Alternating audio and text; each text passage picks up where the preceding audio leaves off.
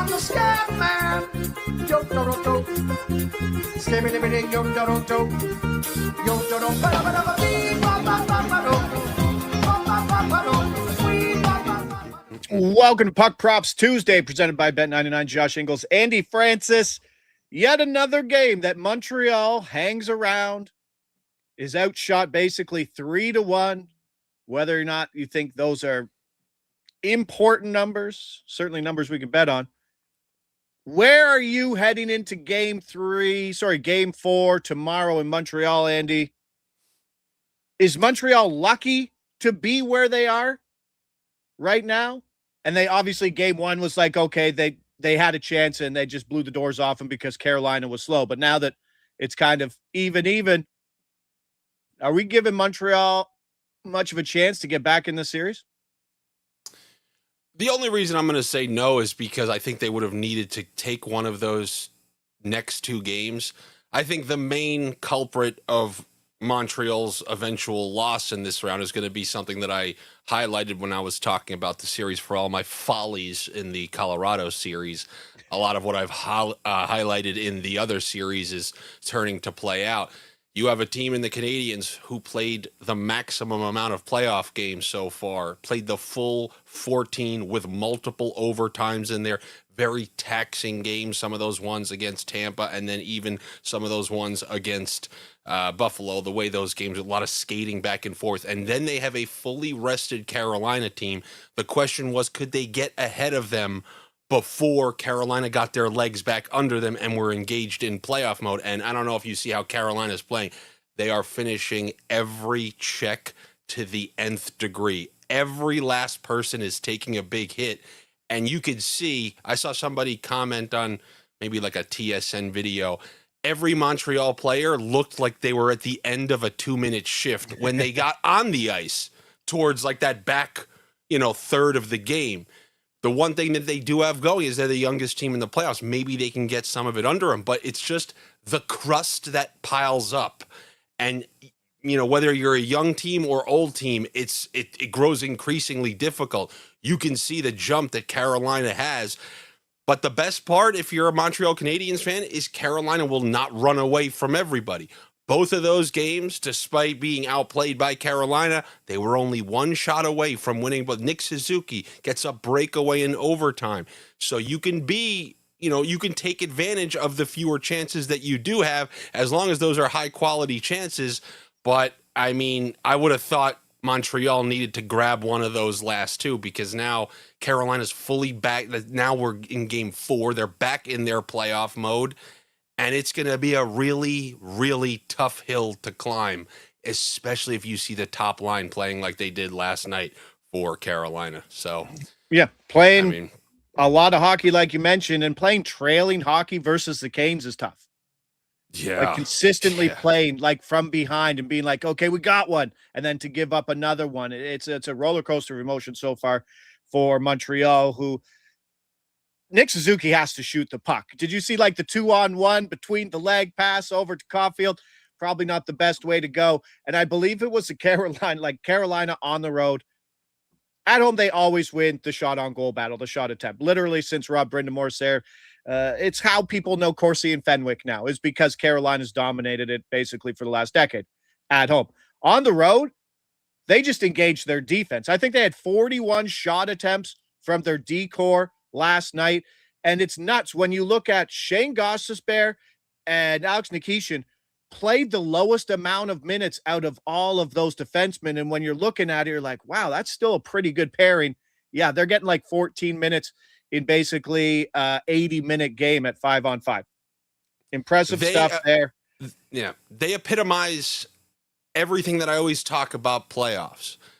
The one stupid caveat, as I mentioned yesterday, in 10 to 20 years are the 2022 Colorado Avalanche. But the way Vegas is playing, the way Florida plays, the way Carolina plays, but just gets unnecessary hate from everybody for multiple years. This is the same Carolina we saw get eliminated in 5. They'd probably be eliminated in 5 by the Panthers again. But this is a team that's just doing the right type of things come playoff time. They play a simple game. They don't have to run 2 lines and then tire out. They run their 4 lines. They have 6 defensemen, most of whom have size, who can move on both ends of the ice, and they make goaltending somewhat irrelevant. You could pay somebody $2 million if you build the whole team properly. And the only thing I don't like is that they're not the Whalers anymore, because then I could legitimately support them. But just the whole vibe and logo and I can't. But if they were the Whalers, I would get way more behind them. I know Montreal did score on the power play, little 2-on-1 there. Hudson finished, but Carolina's penalty kill looks super aggressive. Montreal couldn't gain the zone. And as the series gets longer, it's going to have to be won at 5-on-5, something we talk about consistently. Going to be a tough grind. There was, I think it was Scott Walker, who played huge minutes. He's playing on the Keandre Miller, who you mentioned yesterday's, maybe one of the more underrated pickups, and the difference of the old Carolina team versus the now Carolina team. Miller played 30 minutes, which is a massive number. And Walker played like 26, 27. There'll be guys I'll look to target for points because I don't think that's caught up. I'm just really impressed with the Carolina blue line. And you do have a great point in saying that no matter how good Carolina plays, and that was an incredible game they played, they're still only 1 goal away from losing constantly. A Suzuki breakaway like that, yeah. That game. And then you get that demoralizing, like it's got to be demoralizing outplaying a team and losing. And then it's happened in the past. When they lost to Florida the first time, they were the heavy favorite. That's when Florida was like the 8th seed. They outplayed Florida in almost every game. And Bobrovsky played incredible. And because they don't get like a litany of amazing chances, they were losing these 1-goal tricklers. And it's just got to be so frustrating when it happens repeatedly. I've mentioned the Rangers series. They've outplayed the Rangers twice. The Rangers power play is so good, it would always screw them. They gave Carolina a path to avoid the screw job teams, Florida, Rangers, and no mistake, the Eastern Conference curse goes away when you don't have to play one of those teams. Chat with a good winner yesterday. Carolina, first goal and goal in the first 10. Might be another look for game 4. Montreal did have that go-ahead goal called back. Cole Caulfield can't bring that puck onside. Tough look. And yeah, Suzuki just had some chances. It'll be interesting to see what price we get on a Suzuki over shot attempt, shot on goal market, because he's going to watch that game and be like, I missed some serious opportunities. And your take before we got on air was interesting, saying that like, you don't want to just pepper. Freddie Anderson would be a good goaltender versus Carolina. This is yes. This is a long-standing theory of mine that if you are being outplayed and you're looking up at the shots and it's, 30-10 or whatever it is, I never understood the panicking nature of, well, then just get a shot to the net so we could say we got one. That's the worst thing you can do, and allow a cold goalie to get a freebie. And now they're like, okay, I've seen a puck, I'm back into the game. Do nothing until you get an incredible chance. And then you see a goalie just flustered because he's got a 2-on-1 coming down on him. He hasn't made a save in 17 minutes. I'm always of the belief that if the game is going that way, it's like, all right, now let's really be selective about when we're going to allow this goalie to see a puck. Don't give him a freebie throwing one at the net from the blue line unless there's a lot of traffic in front. That's always been my theory. Like if you're getting dominated in those Corsi battles, then be very selective. Freddie Anderson, the leader for Carolina for the Conn Smythe, plus 460. But he's two goals or fewer in every game. I know. Except game 1 of the series. I know. But it's a system goaltender, right? He's not doing much. I know, but like he's still the betting. I know. All right, are you going to take Taylor Hall next at plus 800? No, I'm hoping that the top line goes off from here to the end and Freddie gets blown up in 2 more games. I mean, Bobrovsky, 40-1, Ealer 60-1. It took 2 games. I still find it hilarious. Jarvis went from plus 7,500, scored 1 goal in a blowout, and then somehow went to plus 2,200. Yeah. 1 goal. One goal. My hope is that Freddie gets Bobrovsky. 2 bad starts just changes the whole narrative. And then if you can get a couple of line 1 game-winning goals, line 1 needs to have one of those games, 3 points each, 4 points each, and then all of a sudden it starts crystallizing. But until then, it's just default Fred. Yeah. Default Fred for sitting in there. I don't mean to be mean to Jake Moore in the chat. We appreciate all the bumpers there as always. But if Vegas loses to Carolina in the Cup Finals, Mitch Marner is not getting the Conn Smythe. This is not a Connor McDavid situation. The Connor McDavid situation is once in 50 years. It's the only other time. Was it that year or the other year? Well, when he won the Conn Smythe is when they were down 3-0. Yeah, okay. But only one other time has a forward. The only other chance you'd get is if a goalie has already stolen a million games. Then maybe if it goes to 7, you can get a Jaguar. But McDavid was the only skater outside of I forget who it was in the early 70s. You're just not going to see that again. That's why it's that's a once in a 50-year bet that you really just got to enjoy that it even happened once. Yeah, Marner's not really separating. Still worried about Eichel. Howden is scoring a lot of goals. That is also a concern, but it's still the Mitch Marner show there. He is the betting favorite right now, plus 185 over bet 99. Anderson, number 2 at plus 450. And I really don't want anything to do with that second line in Carolina, even though they're all there, but they'll cannibalize. They're not winning. I just don't feel like I do have a new worry. How many goals does Dorofeyev have? Yeah, he's down the list. I know, but he has I think he's leading the playoffs in goals. 150-1 for the Conn Smythe. Go over. And if this guy has a hat trick, a 2 goal, if this guy pumps in 20 goals, he's tied with Brett Howden for 10. Yeah, so I'm just scared that because he's the type he already has a hat trick. He already had a crazy run where he had 9 goals in 8 games. I get scared because I have Marner and Eichel covered. Obviously, once McKinnon went from plus 600 to the favorite, you got to start patching up your loose ends there. And but I just realized Dorofeyev might be a weird blind spot. Just in the event he scores a hat trick or something like that, I feel like it really shifts. Kind of like when Vegas made the Stanley Cup final. It was is it Stone? Is it Eichel? Is it Marchessault because he was scoring big goals? It could still be open depending on who wins. But the Carolina things, it bothers me because if they play Vegas, that's going to be a cheek-to-cheek series, and Freddie Anderson is just going to be so unlikely he gets blown up in any game. He's going to give up 3 in a loss and then an empty netter or something like that. we were one Florida win away in that 3-0 when they were up 3-0 from the Bob Conn Smythe, right? And then game 4 gets lit up. Game 5 gets lit up, and you just see the Bob Ross Conn Smythe just, oh, no way. This is not happening. But it can happen. But it's a little different facing a Vegas team who, right? We're going to get back to our 5.5s if we have Vegas versus Carolina. That's going to be the biggest set of cheeks you've ever seen in your life. Yeah, because Vegas is a team that, I saw a clip of them talking about Carolina.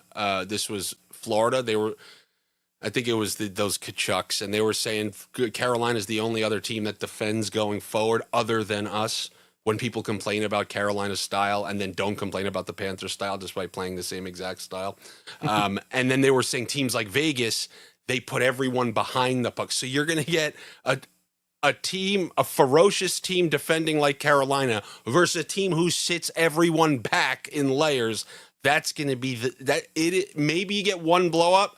That's cheek central. I'm not sure that will be the most exciting final.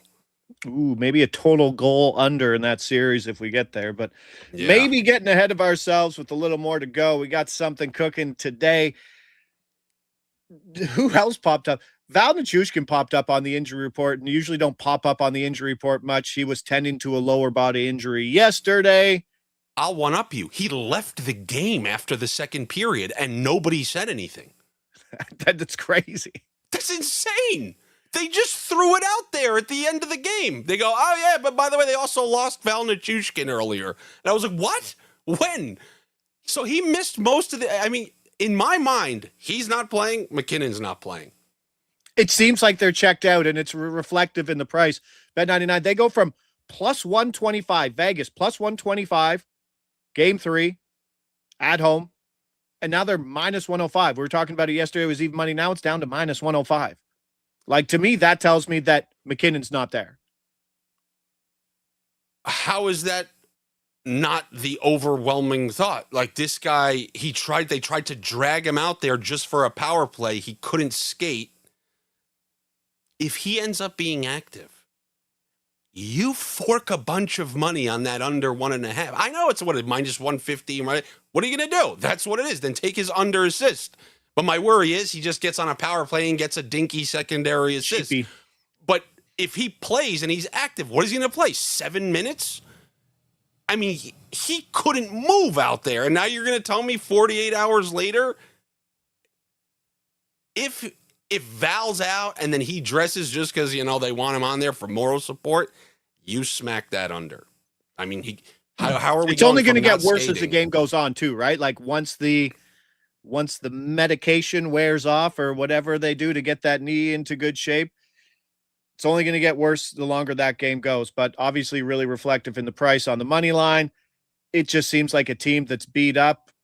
Brock Nelson was on a tear. I was looking at his numbers. He was on like a 53 goal pace from like mid-November to the Olympics. And he's just another Olympic casualty who has done absolutely nothing since the Olympics. And it's just boiling over in Colorado. That top line was bailing them out. Now they're just kind of flipping things. And we really don't know how healthy that blue line is, from Sam Malinsky to Josh Manson to Cale Makar, who played big minutes. And he's on your card today to go under a point. Hurdle Stone, I had to copy you on Hurdle Stone. Getting correlated power play 1 at so if you needed a single play, like what stood out to me was Hurdle is plus 120 playing on the top power play, and now you don't have to worry about some junky 5-on-5 line where they're just kind of throwing Saad's finally out of the lineup, but now he's got Stone there, so you have the chance of him getting on the power play. Then you have the confidence of coming off of that highlight reel goal, so a lot going in his direction, plus 120. So if you need, something for a singles better only, but then, to be able to throw Stone in there and it takes it, to plus 210, that's seems pretty nice if you ask me. I mean, the way that the power play's going, I mean, it's popping in goals relatively frequently. So James Stranger says, what price would you need for a goalie assist? Jakub Dobish got one on the power play yesterday. No book's ever going to price that. But they have weird ones, but for some reason they'll crazily offer the goalie for a goal, but not for the assist. It is a weird thing I've noticed with them in like the specials come playoff time. And it would have to be somewhere around like a mid-tier guy hat trick for a goalie assist, somewhere along those lines. That's how I would comp it somewhere. They're like not a high-end skater for a hat trick, which I don't know is go take a look at Bet99, take a look at that now, but it's something that you really wouldn't want to play. It's going to be a secondary. Dorfeev goal, Marner point, Stone, 2 shots on goal, Vegas minus 1.5 from Rabs Hell, looking at 11-1. Elimination game, Uncle Josh is looking for a greasy one, getting the biggest price I've ever gotten on this angle. Howden last goal, Vegas minus 1.5, greasy Marner line. Another empty net goal, just like we saw in game 3, just 0.2 units, but 35-1 to finish that up. Would be terrified that he gets the goal and they get a second empty netter. Then there's another empty netter. So my response to you there would be take Vegas minus 2.5 and add add the classic Jack Eichel empty netter. He loves floating in that last empty netter. Yeah, it's usually the Marner line will probably get the best looks. We'll see when it's Eichel gets a ton of empty net time for years now. So yes. They probably go back and forth between those two. But are we done? Is Colorado done here with the injuries piling up? They need a crusty win with a Parker Kelly goal and a Kadri goal, and then I really feel like in this game, this is the game that probably everyone is going to expect Vegas to just put their gas on the pedal with a week in Colorado and watch them come out with like a flat performance. Like watch Vegas just mail this one in or something. But we can see the same thing. Up 3-0. Colorado go up 3-0 again. No, I don't think that's possible without McKinnon and Nichushkin. Like the part of the whole premise of Colorado being who they were is all four lines can score on you. And now it's going to be very concentrated without McKinnon freeing up space for Natchez and them focused on shutting down that line. That makes things way harder for him, who's looked bad in this series. Brock Nelson is the worst player I've ever seen recently. He's not playing with playoff intensity. He's treating this like a March 2nd game. It's really weird to see because he came through every postseason with the Islanders, and I guess they just got he looks old. You've seen the memes, but now he's playing old. And, I saw a tweet yesterday. They're suffering now after this season of a case you and Carlo have mentioned. Like, how many years do I have to watch Kyle Palmieri and JG Pageau on the Islanders? Well, Landeskog's 35, Kadri's 35, Nelson's 35, McKinnon's 31. Just like that, they are now going to be that team, the team with all the veterans that make it tough to make deep runs repeatedly for a variety of reasons. So I just love so much that the Colorado fan base just didn't see any of this coming, right? They've been rage baited into being lunatics online. I have no ties to Colorado. I have zero. Other than liking the Nordiques, you know what? Now with that whole song with the Canadians, I don't even like the Nord. I'm throwing the Nordiques out too, because I always feel for teams who have a passionate fan base and then the team is taken away from them. But I'm removing Quebec from that after that damn song, which is catchy. The Montreal Habs Reddit song? Yeah. Yeah, it's everywhere. If they score a goal, it's being tweeted. I'm convinced next year it's going to be playing after every single Montreal goal. I mean, there's going to be petitions. It's going to be the whole thing. But I have no Colorado ties. What I did was pay very close attention to the 2022 Stanley Cup playoffs. And didn't matter how good you were defensively, they were able to march through you. I mean, you're like that Tampa team that won 2 straight cups and got to a 3rd straight cup, swept the Florida Panthers, who were the President's Trophy winners. When you get through a team like that in 6, winning every game or winning 2 of 3 games in Tampa. And the thing that was missing from that team was the depth, like the Landeskog issue, the Kadri. So they finally get all that back. This was the first time I thought you were seeing a second iteration of that team that had no trouble in any series. 2 sweeps, 2 wins in 6. And it started to look that way. So I'm so shell-shocked because now that's 6 straight series in my mind that I've seen that Colorado team, because there are so many players from that team still in their prime on this team. So to see them win in 4, win in 5, I'm like, yep, this is 2022 Colorado. And then to see this happen is wild. So that's where it comes from me. And I think we need to give Torts his flowers, because 3 straight wins over Colorado after not shaking hands versus Anaheim and just going right to the locker room and closing the door to the media. Classy move. Cost them $100K. I'm sure the boys put some money up on that, but also cost the franchise a 2nd round pick. It's just what it is. Like, there's such a difference between the media perception and what the players actually play for. Oh, yeah. And Torts is the poster boy for that, because in that locker room, I don't know what he did, but he's turned this team into full confidence mode. What he's done to Carter Hart have a level to be, investigated to change how anything goes. Carter Hart was one of the worst statistical goalies all year. Boom. Can't stop winning games. Games 1 and 2 were unlike pretty much, people will point out, look at the game 6 against Anaheim, look at the game 6. It was different, in my opinion, to go into Colorado. Like Colorado had to fight for every single crevice. And that was a Vegas defense that we hadn't seen since they won the Cup. Whether it was regular season, last year's playoff, they got beat in 5 by the Oilers, like handily. And then this season, everything's been going this direction with Vegas since the Cup. Everything. They've lost a ton of players, didn't have the depth, don't have the goaltending, losing in the first round, then in 5. Everything was trending that way. Tortorella didn't change the system. No. It's a lot of randomness. I mean, it's really, really tough to explain. Just confidence.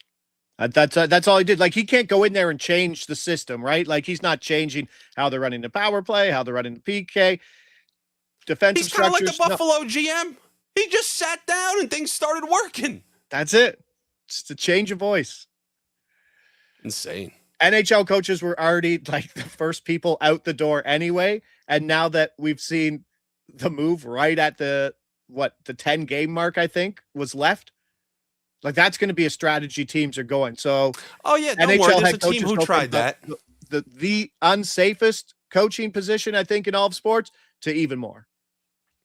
Well, don't forget there was a second team who saw Vegas do that. They tried it and then proceeded to continue to lose, and that is those New York Islanders who hired DeBoer with 5 games to go and still couldn't get into the playoffs, even though they weren't eliminated or anything like that. But let's not forget, John Tortorella has been fired from every single job he's had. He's been very bad for decades at this point. He's the Kevin Bacon of hockey. He left Philadelphia, and now they are good. Yeah. I mean, his last achievement was that 4-game sweep. I mean, this is his shtick. Every couple of years, he takes out a President's Trophy winning favorite and maybe even gets to say he swept them twice. That's it. That's his new job, right? Just come in. He's the closer, right? Kicks open the saloon doors at game 74. All right, Torts, help us here. Help this 8-seed team. Might have a couple more jobs in the Pacific. Who knows? You can only handle Torts for 25 games. That's probably it, right? Mitchkov might be ruined because of him, or Mitchkov might just be ruined because he stinks too. But just the train of people of young talent that have been left in the wake of John Tortorella is impressive. But you can't say a veteran team doesn't play for him, because I think he's bucked that narrative, whether the media likes him or not. And the irony, the John Tortorella irony is he fucking hates the media. But I guarantee you, once he doesn't get a job again, he's going right to a media job. And he's not good on the broadcast either, which is ridiculous. Like, he's kind of lethargic, doesn't have a bunch of energy. I don't understand why he keeps getting hired, because maybe he's kind of a prick, but they don't get the prick. Like, it's not like I would understand if those post-game interviews where he's fired up and he gets angry at all the reporters, if that guy was on the on the commentary team or whatever when they cut back to the studio, then I'd love it. But he's kind of a gentleman, as are most hockey players and personalities and coaches when they're put there. I want somebody like Charles Barkley, who was a character and continues to be a character. And in order for us to do that, we had to drag a 4th liner from the Arizona Coyotes, Biz, and put him up there with Wayne Gretzky. Yeah, and Ace and the King as well. Still the best broadcast, still the best 4-man panel for sure. Oh, definitely. Easily. Not a fan of PK and Mess together, right? I think there might be 75 years between the two of them. They just don't work together. But I think when we look back on, if Vegas does sweep the series, and we look back on everyone joking and laughing about Vegas, not a real whatever, the Pacific sucked, obviously, and it did, and Utah and Anaheim, but that team to go from playing lower seeded teams to coming in and likely knocking off the number 1 seed, it all probably goes back to Ryan Poehling getting absolutely clobbered in the boards and Braden McNabb getting suspended, which turned Torts into, I hate this league, I hate the media, blah, blah, blah, blah, blah. But it looked like a rallying point at that time.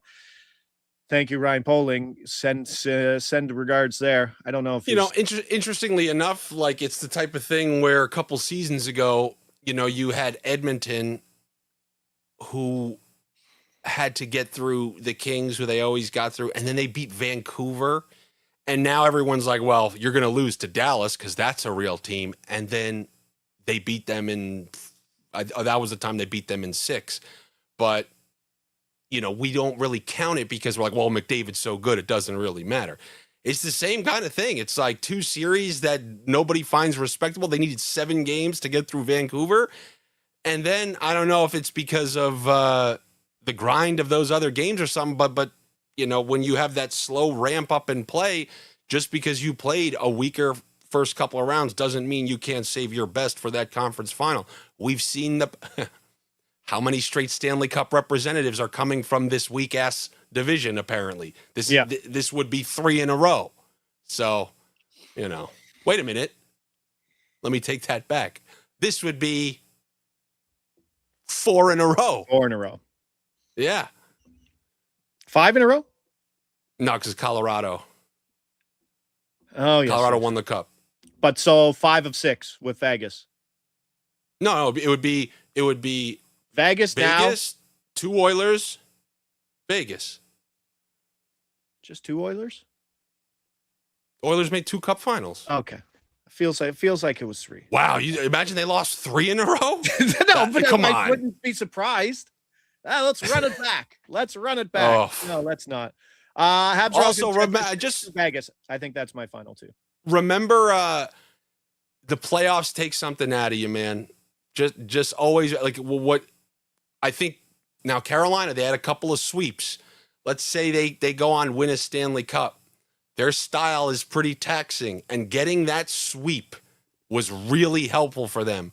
But when you think that once you start hearing conference final, Stanley Cup final, that's when you get a crap out like Dallas. That's when you get a crap out like Edmonton. That's when you get a crap out like Florida, who's sitting at home right now. I can't wait to have a team that I truly trust who plays defense next year. I mean, they never let me down in the last couple seasons. Who would Florida be scared of the most in the East next year? Nobody. This is like when the Blackhawks or Kings needed that 1 year. They beat this Carolina team that's kind of walking through the East. They crushed them twice. Remember, whoever you like in the West, they would only play in the final. Who the hell is in the East? Who's in the East these days? That's it. It's like them or Buffalo, maybe. And I don't know. If Buffalo can't get past Montreal. You see how Montreal looks against Carolina. I know. They play a Florida style. I know. That's why I didn't put Montreal in that, because I don't think Montreal's a good matchup versus Florida. I guarantee you there's a bunch of Montreals are going to blah, blah, blah. But I'm thinking, like, you need, in order to beat Florida, you need at least a blue line that looks like Carolina, at least, to start with. You have to be able also to beat them 5-on-5. I know I mentioned this last year, and, they shut down every power play, no matter how good you are. All those ones. Rangers beat the Hurricanes based on their power play. Got to Florida, not so much. They beat every team that had a run. Those Rangers, those Toronto with the 100-point teams, Carolina, whoever you were, they disposed of you. And with that full year off, I cannot wait to see what they do next year, because they're going to be motivated.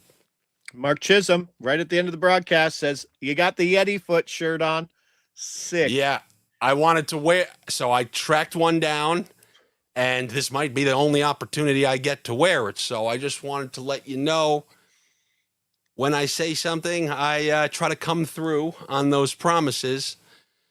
Unfortunately, the Nathan McKinnon promise is the only one you probably care about the most, which you're unfortunately not going to get. But you got a Yeti foot. You got to see one of those. Aren't you happy about that? Gabe Lewis says Pacific teams get to play high offense, not very physical teams for the first 2 rounds, which keeps them from more fresh conference finals. It's a good look. That's a great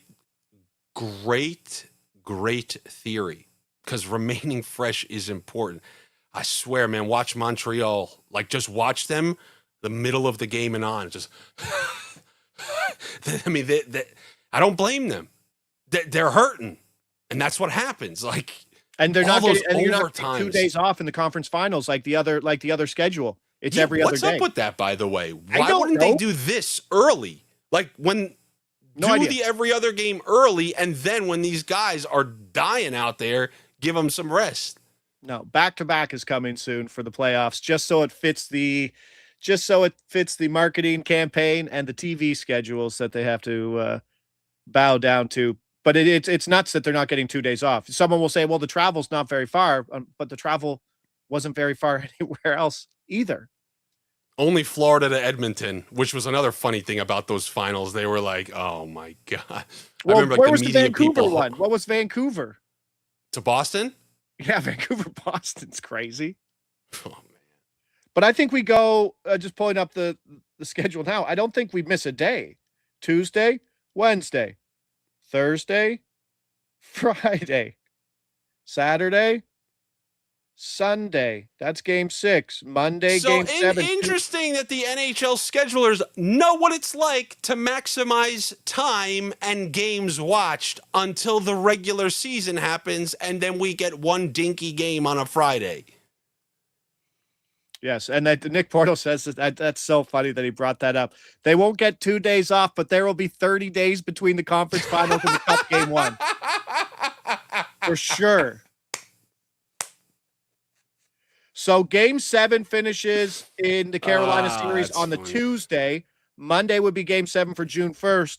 I wouldn't be surprised if we didn't start the Stanley Cup until the Friday. Oh my God. Yo, if Vegas wins tonight, watch them be garbage in the finals because they haven't played in game months. 1. And Carter Hart. Long layoffs, you could add Freddie to the list, are awful for goaltenders. And Carter Hart is playing incredible every single game. All the people who said it's every time. It's the Bobrovsky before the Stanley Cup. Now Freddie again. There's nothing worse for goaltenders than sweeps.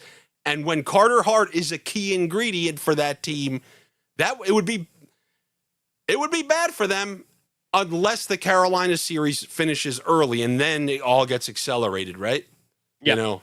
Exactly. So, but game 6 is on Sunday, May 31st. So if it wraps up then maybe you get Wednesday. So they'd be off for a week. I'll tell you right now, man, Carolina has to take advantage of this full year. Oh, for sure. I really think they would have lost to Colorado. I really do. But they can beat Vegas, and they'll be favored in that series versus Vegas, as you kind of already see. And they'll have home ice, which they wouldn't have had again. They have to win the Stanley Cup this year. They're never going to get a path like this where you get 2, 3 unbelievably beatable teams in terms of their quality and didn't get one of those real rough roadblocks. And then you avoid the President's Trophy Stanley Cup favorite. They have to do it, or else they'll be sick. Brenda Moore will be sick. Yeah, it's the only opportunity they have because, like you said, Florida's sitting at home licking their chops with a healthy team that was beating teams down the stretch with Jesper Volkvist on the top line. That lineup, our guy MVP, Mackie, and they might be better next year with Bob Dunn.